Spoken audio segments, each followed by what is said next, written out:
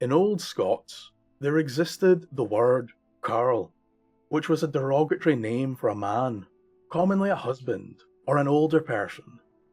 Its meaning suggests low birth, a peasant or a serf. From this word comes its female counterpart, Carlin or Kerlin. A Kerlin woman was an old nag. This derogatory term became synonymous with the term hag or even witch in some instances. Whatever it was about these old women, there has always surrounded them an air of mystery or ancient power. Knowledge gathered through a long life can be put to many uses, and in the stereotypical portrayal of the Kerlin wife, it lies in the wisdom of omens and enchantments.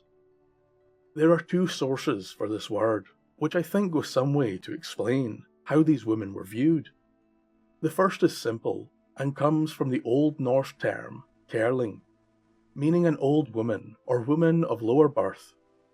The second is a corruption or Scots equivalent to the Scottish Gaelic word Cailleach, which means divine hag or old woman, and is a term associated with the power of creation and command of the elements.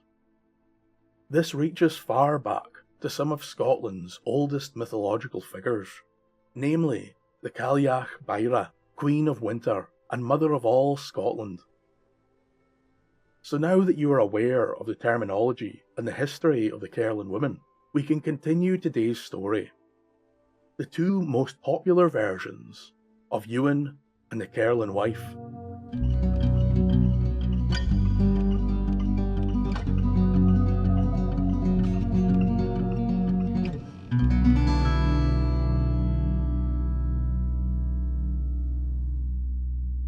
There was an old saying in Scotland, whether he wed or nae, the all wife come upon Ewen.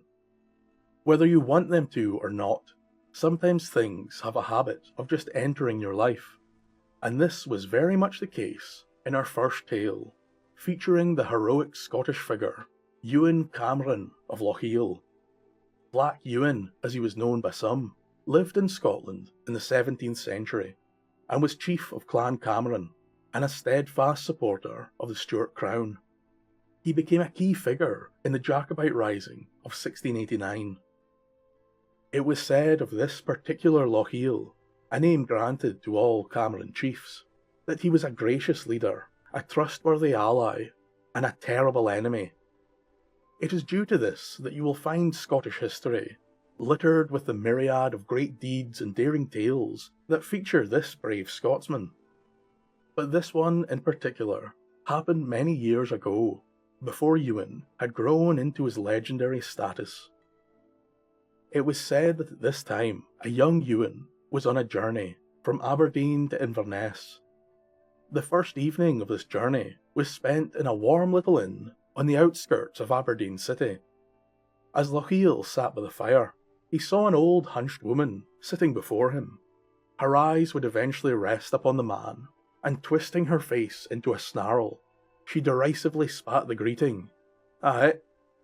Young Ewen, a little taken aback, but quick of wit, replied by wrinkling up his own face, tossing his head back, and calling, "Oh!" A retort the Kerlin woman did not see the humour in, and the remainder of the night was spent in an awkward silence. But on the next morning, as the young Lochiel rose to begin his journey, the Kerlin wife was waiting for him by the inn's door. "Step it out, young Ewen," she said, with a hint of sarcasm. Lochiel, of course, paid no attention, and simply went on his way. Yet all that day, the old woman would walk alongside the young man, and whenever his feet grew tired and his pace slowed, she repeated her challenge to step it out. Lochiel was still young, and his naive pride would not allow him to be bested by some old woman. And so with all the agility and strength that the man could muster, he set off down the road at a blazing pace, and by nightfall he had made it to Inverness, a grand distance of 108 miles. Lochiel, upon arrival, was dreadfully fatigued, and could barely stand. But to his utter amazement, the Kerlin wife kept his pace for the whole journey, and not only that, but now in Inverness the wise old woman seemed no more tired than she had been in Aberdeen. That night, Lochiel snuck out into the city and consulted a man learned in the ways of the esoteric and arcane. The man advised the young chief that if he were to answer the Kerlin wife's challenge with these specific words, then no evil would befall him.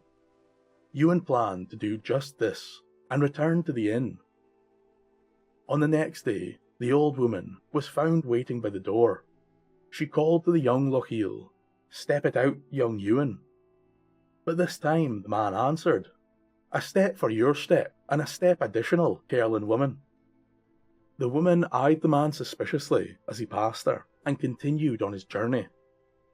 This day, Ewen would once again set a breakneck pace, and soon the pair arrived 75 miles from Inverness, at the Patrickson Sound, as the ferry across Loch Leven at Ballachulish was once called. Upon sighting the ferry, Lochiel broke into a mad dash and leapt aboard the boat, quickly casting off before the woman could follow. When she saw that her game had ended, she called out, "My sincere wishes to you and yours, Ewen Lochiel." But the man replied, "Your sincere wishes be upon your ain side, and on yonder great stain, Kerlin wife." The old woman, with fury in her eyes, looked up on the large grey stone by the loch side, and with a terrifying crack, the stone broke in two. That was the last time Ewen Cameron of Lochiel ever saw the Kerlin wife, and how the saying came to be in common use. Whether he would or nay, the alewife come upon Ewen. But there is another popular origin of the saying, one story which is thought to be older, and perhaps due to that reason, not so in-depth or defined. It begins with an entirely different young Ewen, who was attending a wedding.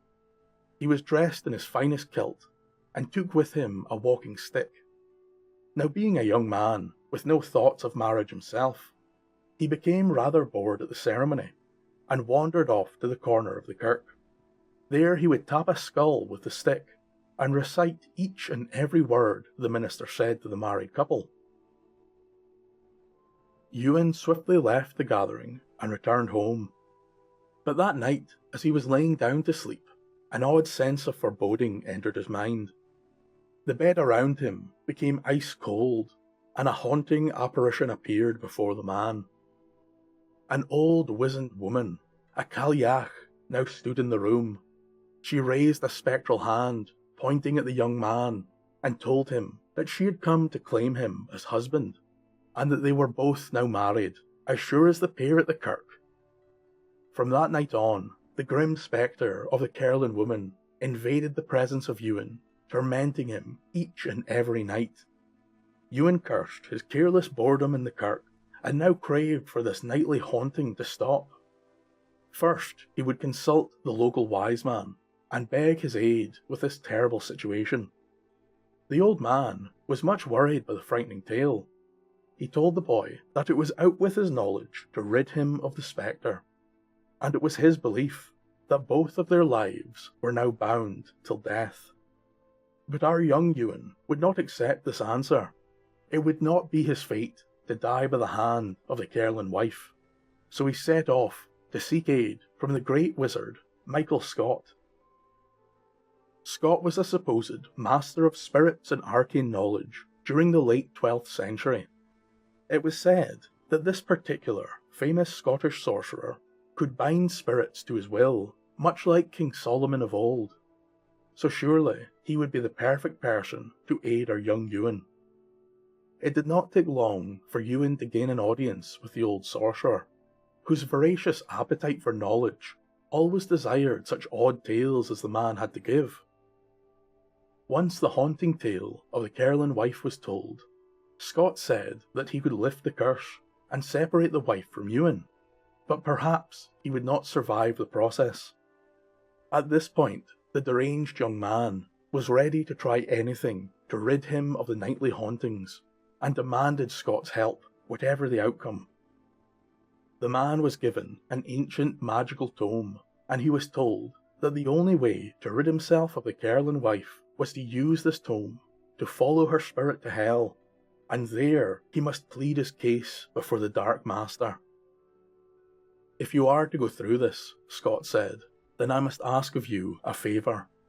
Before you return to this world, you must see the bed prepared for me in hell, as I know my soul is bound there, and tell me what it is that I will face.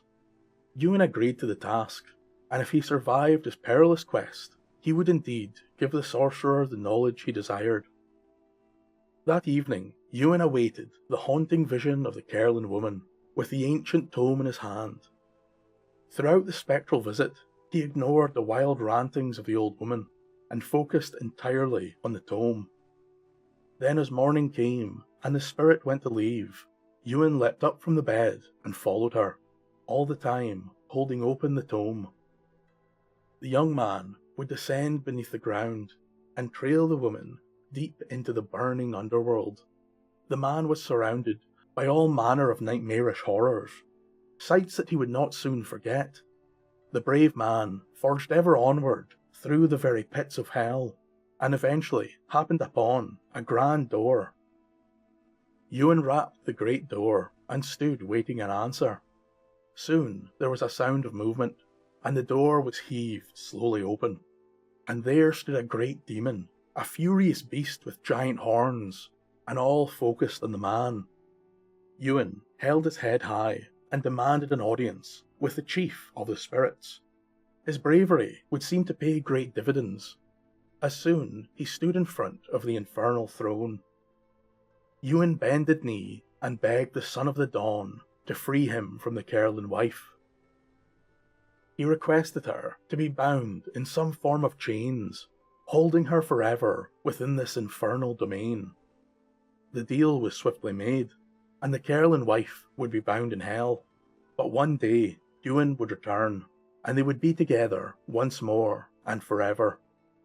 The morning star declared that the Kerlin wife would not be held in chains, but be placed in a great cauldron above the brimstone bed of Michael Scott, to boil and burn for eternity. With this all said and done, Ewen returned home through the horrors of hell, and winding back up the stairs to the earthly plane, where he breathed a great sigh of relief. He was now free of the haunting spectre, and could finally live out his life in peace. But first he returned the magic tome to Scott, and informed him of his bed, and told him it lay prepared by the very devil himself. Then Ewen finally returned home, and for the first night in a long time, he slept without the haunting presence of the Kerlin wife. But deals with dark powers are never so simple, and that very night, young Ewen died in his sleep, returned forever to his infernal wife. Thank you for listening, and a special thank you to all my wonderful patrons for helping me keep these tales alive. I really enjoy both of these tales, although they are vastly different in not only content but also tone.